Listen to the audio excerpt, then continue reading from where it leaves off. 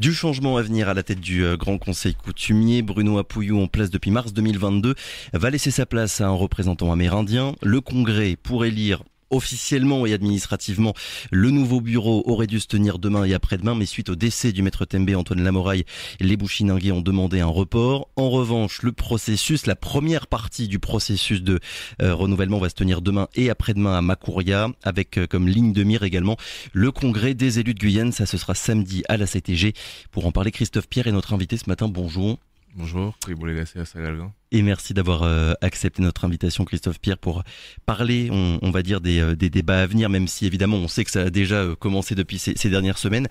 On va déjà commencer par l'organisation même, on va dire, du congrès, comme on dit, des autorités coutumières et traditionnelles de Guyane, qui a été reporté du coup pour les raisons que je viens de préciser. C'est quoi votre position déjà, Christophe Pierre, par rapport à ça ? La position, c'est que là, on arrive à échéance de 6 années de mandat du Grand Conseil coutumier, que les autorités coutumières et les communautés ont le droit, quelque part, d'avoir un bilan sur ce qui a été fait ces 6 dernières années, qu'on leur doit ce bilan-là, et que maintenant, dorénavant, il faut préparer l'avenir, dans le sens où il y a des dossiers énormes qu'on aura à traiter. Ces 6 dernières années, on n'a pas suffisamment avancé sur les 400 000 hectares. Il y a la question de l'évolution statutaire, il y a la question de la place de la reconnaissance des droits des peuples autochtones, et puis il y a tous les dossiers du quotidien, on va dire, structurels, quoi. Donc il y a énormément de choses à faire, et c'est pour ça que du coup le Grand Conseil coutumier, qui à mon sens aujourd'hui est un outil pas suffisamment utilisé, en tout cas pas efficacement, doit se renouveler et se lancer dans ces opérations-là, quoi. On reviendra évidemment sur le bilan de ces 6 dernières années, finalement, ces 6 premières années d'ailleurs du Grand Conseil coutumier, mais sur cette question du report, est-ce qu'on a une date ou pas encore pour le renouvellement officiel finalement du bureau, une fois que les Bushinangais se seront prononcés pour leurs représentants ? Alors, pour rappeler à la population et aux auditeurs, le Grand Conseil coutumier a été créé par une loi, la loi du 17 février de la loi EROM de 2017. Et du coup, par conséquent, le mandat des 18 membres actuels se termine, je crois, aux alentours du 18 juillet 2024. D'accord. Donc, avant le 18 juillet 2024, il faut déjà renouveler les futurs membres qui vont siéger et qui vont piloter cette instance-là. D'accord. Donc on a jusqu'à mi-juillet quelque part pour finaliser le renouvellement. Mais donc ce renouvellement, il se fera en fonction finalement de ce que d'un côté les Bushinangais et de l'autre les Amérindiens pourront décider pour leurs représentants à eux. On est bien d'accord. C'est ça. Du coup là, le 12 et le 13 avril prochain, là, qui est en fin de semaine, on va désigner les 6 représentants des autorités coutumières autochtones et les 2 représentants associatifs. Et comme nous sommes sur un principe de présidence tournante, on sait déjà que la future présidence sera assurée par un ou une autochtone. Et du coup, par conséquent, on va profiter de se réunir, parce que ça n'arrive pas non plus suffisamment souvent. Donc, réunir l'ensemble des autorités coutumières, réunir l'ensemble des associations autochtones pour pouvoir décider de qui va assurer la prochaine présidence. Et c'est pour ça qu'on connaîtra dès samedi, c'est bien ça, le nom du futur président, parce qu'au final, de votre côté, il y aura déjà eu cette décision qui aura été prise. C'est-à-dire que pour exemple, en mars 2022, on savait que la présidence serait une présidence Bushinangais. Donc, pour ne pas faire d'ingérence, ce sont les Bushinangais qui ont décidé de nommer Monsieur Bruno Apouillou. Et ensuite, la Chambre autochtone valide du coup cette décision. Et ça va aller dans le même sens cette fois-ci. Et c'est pour ça que du coup, dès à présent, on pourra se prononcer sur la présidence. On va pas souffler sur les braises en essayant de créer des divisions un petit peu qui peuvent sortir de nulle part. Mais est-ce que cette question-là, juste sur l'organisation finalement du congrès, avec la position des Bushinangais d'un côté et votre position du vôtre, elle ne pose pas encore une fois la question finalement de la séparation entre les deux collèges, Christophe Pierre ? Elle ne pose pas la question, mais elle est symptomatique justement d'une cohabitation décidée par le pouvoir central, très honnêtement. C'est-à-dire qu'aujourd'hui, nous sommes dans la partie autochtone respectueuse de ce qui a été demandé par les autorités coutumières en Bushinangais, mais pour autant, comme vous l'avez évoqué, le 13 avril prochain, il y a également le congrès des élus, le vote de la résolution relative au peuple autochtone. On a un certain nombre de dossiers qui de notre côté, ne peuvent pas attendre. Donc, Ouais. on ne peut pas se permettre de ne pas avancer, au fait, puisque nos communautés attendent des retours. Donc, c'est pour ça que, quelque part, c'est devenu une évidence que pour travailler d'une meilleure manière, nous devons nous concentrer sur nous et travailler, du coup, parallèlement au lieu d'être dans une cohabitation forcée, quoi. Vous avez dit il y a quelques minutes finalement que le Grand Conseil coutumier n'avait pas suffisamment bien marché ces dernières années. Qu'est-ce que vous avez constaté depuis 2018 ? Qu'est-ce qui marche moins ? Et quels sont les principaux freins finalement pour que le Grand Conseil coutumier devienne une institution qui soit aussi importante et aussi imposante entre guillemets ? Qu'est-ce que vous pourriez désirer ? La mise en place du Grand Conseil coutumier a été quand même un espoir dans le monde autochtone, Oui. de par le fait que ce soit une instance qui soit, en 2018, on s'était dit que ce serait l'organe du coup de négociation avec l'État. Mais au vu de la configuration et de ce que c'est que le Grand Conseil coutumier, administrativement et juridiquement, aujourd'hui, il y a un budget qui n'est pas nécessairement totalement géré par le Grand Conseil coutumier. On doit avoir des validations de la préfecture. La personnalité juridique, la personnalité morale n'existe pas au Grand Conseil coutumier en l'état. Donc, il y a quelque part, on peut définir une stratégie, sauf que si on ne peut pas l'appliquer à travers cette instance, du coup, directement, ça devient quelque part inefficace ou pas suffisamment efficace. Donc, la prochaine mandature, les 18 prochains membres, le futur bureau du Grand Conseil coutumier et le futur ou la future présidente du Grand Conseil coutumier doit assumer cette mission-là, justement, de se pencher sur les dossiers, de structurer le Grand Conseil coutumier, parce qu'à un moment donné, aujourd'hui, on est pour moi à 15%, on va dire, du potentiel du Grand Conseil coutumier. Il faut qu'il s'affirme beaucoup plus. On n'a pas utilisé suffisamment d'autosaisine du Grand Conseil coutumier. On n'a pas suffisamment épuré et utilisé l'ensemble des textes, même s'il n'y a que 3 textes de référence, l'arrêté préfectoral, le décret d'application et l'article de la loi EROM. Oui. Mais on n'est pas allé suffisamment dedans. Aujourd'hui, dans les textes, par exemple, c'est écrit que l'État doit garantir le fonctionnement du Grand Conseil coutumier. Mais qu'est-ce qu'il y a derrière le fonctionnement ? Ça veut dire qu'ils doivent assurer l'ensemble des moyens que demandent les autorités coutumières, quelque part. En tout cas, chacun peut avoir une interprétation.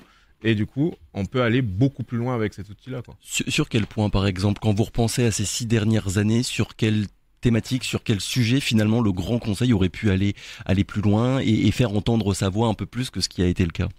Par exemple, si on prend le cas des 400 000 hectares, les 400 000 hectares, c'est un sujet qui ressort des accords de Guyane, du mouvement de masse qu'il y a eu, etc. Mais au niveau du Grand Conseil coutumier, on a décidé de créer un groupe de travail sous forme de commission ad hoc sur les 400 000 hectares. On n'a pas réussi à débloquer les moyens ou à obtenir les moyens, alors qu'on est censé fonctionner avec l'appui de la préfecture, pour avancer réellement et concrètement sur ce dossier-là. Par manque d'organisation, de structuration ? Non, par le fait qu'à un moment donné, quand on arrive à traduire en écrit les intentions des autorités coutumières, à un moment donné, il faut une expertise juridique. Et ce volet-là est difficile. Et donc, à partir du moment où on décide, on n'est pas maître de tout. Donc, on n'arrive pas à enclencher la suite. Donc là, on est bloqué. Et il en va de même pour le reste. Je veux dire, on a voulu lancer bien avant, puisque normalement, statutairement, dans le règlement intérieur du Grand Conseil coutumier, chaque année, on doit réunir l'ensemble des autorités coutumières de Guyane. Ça a toujours été un débat entre les différents préfets et sous-préfets qui sont passés de qu'est-ce qu'on traduit par fonctionnement du Grand Conseil coutumier. Oui. Il y en a qui ont dit qu'on prend en charge que les 18 membres du Grand Conseil coutumier. Il y en a qui ont dit non, ça peut aller beaucoup plus loin. Donc, il faut qu'on arrive à avoir, un fonctionnement carré du Grand Conseil coutumier, et il en va de même. On nous demande de donner notre positionnement, de représenter les peuples autochtones et les peuples bushinangés dans la place politique guyanaise, mais pour autant, jusqu'à récemment, c'est-à-dire jusqu'à il y a quelques mois, on était armé quelque part administrativement et professionnellement que de 2 personnes en service civique. Donc, à un moment donné, il faut un staff au Grand Conseil coutumier aussi. Donc, il faut se donner les moyens des ambitions qui sont uniquement sur le papier. C'est-à-dire qu'on ne peut pas fonctionner à plein régime quand on a en support que 2 personnes qui se donnent énormément, maintenant 3, mais qui sont sous statut de service civique. Donc c'est compliqué au fait d'aller concrètement dans le fond des sujets. Justement, sur cet aspect-là des choses, Christophe Pierre, sur le fonctionnement du Grand Conseil coutumier, j'aimerais avoir votre avis, puisqu'on rappelle ce fonctionnement, il est, vous l'avez dit, il est encadré par la loi, par le Code général des collectivités territoriales, et je le cite, le Grand Conseil est placé auprès du représentant de l'État dans la collectivité territoriale de Guyane. Est-ce que vous êtes d'accord avec Jean-Philippe Chambrier? Il a été interrogé par nos confrères de France Guyane et il disait l'État a la main mise sur le Grand Conseil coutumier. Complètement, l'État a la main mise sur le Grand Conseil coutumier. Je suis désolé, aujourd'hui vous prenez rendez-vous au Grand Conseil coutumier, vous allez dans le bâtiment de la préfecture. Ouais. Donc on est dans le gros bâtiment où il y a plein de personnes qui font la queue devant sous le soleil et tout. Mais du coup, oui. Mais après, en même temps, c'est écrit dans les textes de loi, etc. Oui. Donc c'est le cas malheureusement. Ce n'est pas une surprise non plus. Et c'est pour ça que du coup, dans le cadre de l'évolution statutaire, on demande une évolution de cette instance qui doit représenter les peuples autochtones, et on demande la création de l'Assemblée des hautes autorités autochtones de Guyane. Et cette indépendance-là devra aussi passer par une autonomie financière, finalement, du Grand Conseil coutumier. Une autonomie financière, oui, mais surtout une pleine gestion. Je veux dire, à partir du moment où on crée une instance par la loi, une instance publique, de toutes les manières, on n'est pas totalement indépendant. Donc, il faut pas se voiler la face. On est quand même contrôlé par tout ce qui est légal et administratif. Je dis juste qu'à un moment donné, quand on a un budget déterminé, alloué, et qu'on est maître de son budget, on sait ce qu'on priorise. C'est tout. On reviendra évidemment sur la question du statut et de tous les débats finalement qui existent à ce niveau-là depuis ces derniers mois maintenant. Un mot quand même sur ce qui va se passer demain. Va donc y avoir la désignation, vous l'avez dit, de 6 représentants des autorités coutumières traditionnelles amérindiennes et de 2 représentants associatifs des organisations et associations amérindiennes. Pourquoi est-ce qu'il y a ces 2 aspects-là finalement, Christophe Pierre, à la fois les autorités coutumières et aussi les représentants associatifs? Donc pour rappeler, dans le Grand Conseil coutumier, il y a 18 membres. Oui. Donc il y a 6 représentants des autorités coutumières autochtones, 6 représentants des autorités coutumières Bushinangé, il y a 2 représentants des associations amérindiennes, il y a 2 représentants des associations Bushinangé, et enfin il y a 2 personnalités qualifiées nommées directement par le ministère des Outre-mer. Donc pour la partie renouvellement partie autochtone, du coup, ce qui a été figé par accord moral, comme il y a 6 sièges, c'est qu'il y a un siège attribué par peuple. C'est-à-dire un représentant des autorités coutumières Teko, Wayana, Wayampi, Paikwene, Araoka, Lokono et Kalinia. Donc ce sont ces 6 personnes. Donc les autorités coutumières Kalinia vont désigner leurs représentants au sein du Grand Conseil coutumier, et de même pour les 5 autres nations. Pour la partie représentant des associations amérindiennes, aujourd'hui, on a envoyé une demande à l'ensemble des associations amérindiennes, notamment pour qu'ils puissent manifester leur intérêt pour ce renouvellement. 10 en ont répondu. Donc 10 associations vont désigner leurs représentants au sein du Grand Conseil coutumier. Donc voilà, c'est cette partie-là qui sera renouvelée. Il y a beaucoup de monde qui est attendu demain et après-demain. Oui, ouais. Les délégations arrivent dès ce soir. Donc, il y a les délégations Wayana, Wayampi, Teko arrivent tout à l'heure, là, oui, à midi.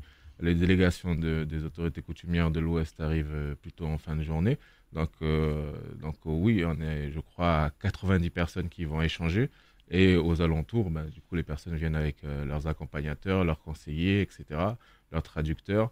Donc oui, non, il y aura pas mal de monde, et c'est un événement aussi qui a toute son importance dans le paysage politique guyanais, d'autant plus que le 13, il y a le congrès des élus, et que le vote sur la résolution relative au peuple autochtone va avoir lieu, et du coup, par conséquent, l'ensemble des autorités coutumières de Guyane autochtones seront présentes à ce moment-là, quoi. Et je suppose qu'en amont finalement de ce qui va se passer demain et après-demain, il y a déjà eu beaucoup de discussions au sein plutôt de chaque nation amérindienne. Oui, les discussions ont déjà commencé. Il y a déjà eu plusieurs réunions des autorités coutumières. Il y a eu des réunions d'organisations autochtones aussi pour savoir comment est-ce qu'on allait reconfigurer et configurer l'avenir du Grand Conseil coutumier. Et puis il y a des personnes qui ont déjà manifesté l'intérêt de rentrer et d'intégrer le Grand Conseil coutumier. Alors, on a parlé du congrès des élus du coup qui va se tenir samedi. On a aussi parlé du fonctionnement donc du Grand Conseil coutumier. Et finalement, cette question-là, elle pose aussi la question du pouvoir réel du Grand Conseil coutumier. Au final, on le voit bien là en ce moment avec tous les débats sur la future collectivité autonome guyanaise et sur la place que les populations amérindiennes et bushinangais auront au sein de cette collectivité-là. La question du rôle consultatif ou véritablement décisionnel, elle est centrale avec voilà la question de savoir si il y aura un réel pouvoir de ces organisations pour peser dans les débats. Est-ce qu'en l'état actuel des choses, quand vous repensez encore une fois à ces 6 dernières années, vous vous rendez bien compte, Christophe Pierre, que le Grand Conseil est une sorte de coquille vide finalement? En tout cas, le Grand Conseil coutumier n'est pas un outil parfait, n'est pas un outil adapté à l'heure actuelle. Il faut savoir se le dire en face. Le Grand Conseil coutumier, même si il tourne à plein régime, ne sera pas un outil efficace pour représenter et défendre les intérêts des peuples autochtones. Statutairement, ça ne vous le permettra jamais. Ça ne le permettra jamais. En l'état actuel des choses, non. C'est un outil, il faut l'utiliser, mais aujourd'hui, il est très largement perfectible. D'où finalement les débats qu'il y a en ce moment sur la question du Sénat coutumier avec le pouvoir finalement qui sera adopté à cette institution. Oui, voilà, nous on a le groupe de travail, en tout cas les personnes qui travaillent sur l'évolution statutaire au niveau de la CTG avaient proposé la mise en place d'un Sénat coutumier. Nous on a refusé cette formule-là. En tout cas les autorités coutumières l'ont refusé et ont proposé en échange une instance clairement définie, adaptée à 100% aux réalités autochtones de Guyane. Donc voilà. Alors samedi pour le congrès des élus, je cite le programme qui a été communiqué par la CTG. À l'ordre du jour est prévue une proposition de résolution relative à la représentation des peuples autochtones de Guyane. On sait combien c'est un des points, alors je sais pas s'il faut dire sensible ou bloquant, en tout cas un des points où le consensus il est particulièrement difficile à trouver. Qu'est-ce qui s'est passé depuis le dernier congrès des élus quand ce sujet-là a été abordé, Christophe Pierre, dans les discussions, dans les négociations aussi peut-être avec les élus de Guyane pour avancer, peut-être aussi faire de la pédagogie sur toutes ces questions-là? Alors, encore une fois, il faut là-dessus avoir une transparence large. Oui. C'est-à-dire que la question de l'évolution statutaire est, sur la table depuis les mouvements de 2017. Sous la présidence de Rodolphe Alexandre, il y a déjà des travaux qui ont eu lieu. Ça a continué par la suite, etc. Et c'était quelque chose d'assez opaque pour les communautés, pour les autorités coutumières. Et c'est à ce moment-là que, du coup, saisis par les choses qui avançaient, les autorités coutumières ont décidé de se réunir à plusieurs reprises l'année dernière, à Bellevue notamment, ce qui a donné lieu à la création du document qu'on appelle Orientation politique des peuples autochtones, etc. Donc, à ce moment-là, on a bien vu que ceux qui étaient censés nous représenter dans les groupes de travail ne faisaient pas le retour. Donc, on était obligé de s'impliquer davantage et ce sont les autorités coutumières directement qui ont décidé de créer un groupe de travail sur cette question-là.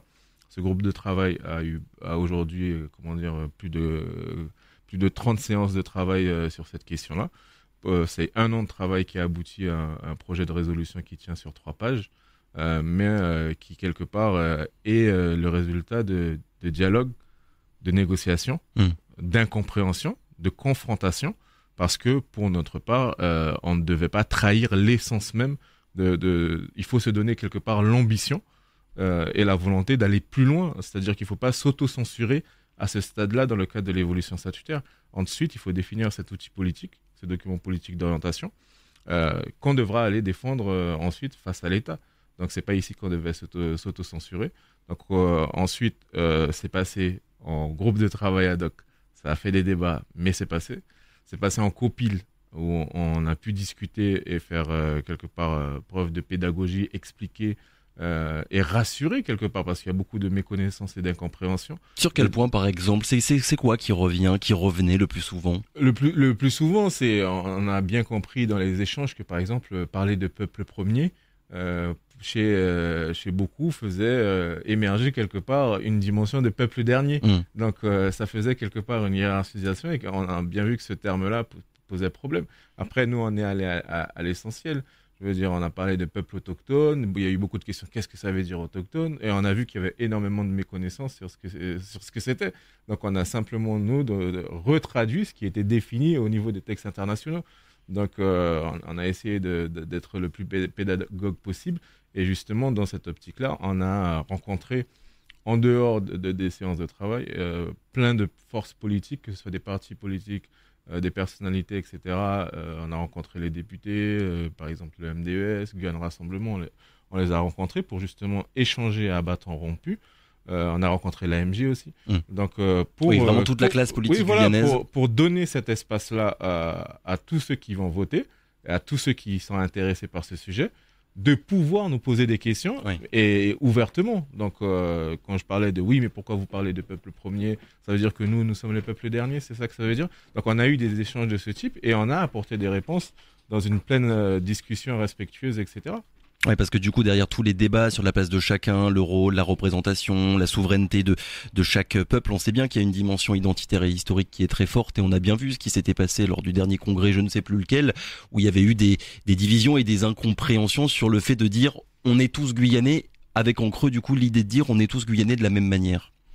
Oui, après, nous, clairement, c'est un sujet qu'on a également expliqué et abordé. C'est que, oui, on est tous de Guyane, on est tous Guyanais, etc.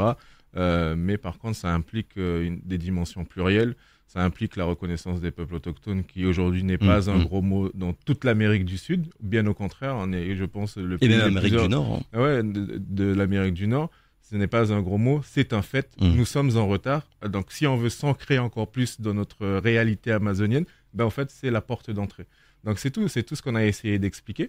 Et après, la plupart ont compris. Certains restent sur leur positionnement, ce qu'on peut comprendre. On n'est pas là pour essayer de convaincre tout le monde. On est là pour expliquer et pour que les personnes puissent se positionner en pleine connaissance de ce que ça implique, et de savoir que la reconnaissance des peuples autochtones ne va pas à l'encontre de progrès pour la Guyane. Bien au contraire, c'est le seul point de passage pour aller vers quelque chose qui nous ressemble le plus, parce que ce qu'on a par exemple expliqué, c'est que quand nous, au niveau de l'État, on se bat pour la reconnaissance des droits des peuples autochtones, la réponse de l'État, c'est en France, il n'y a qu'un seul peuple, c'est le peuple français.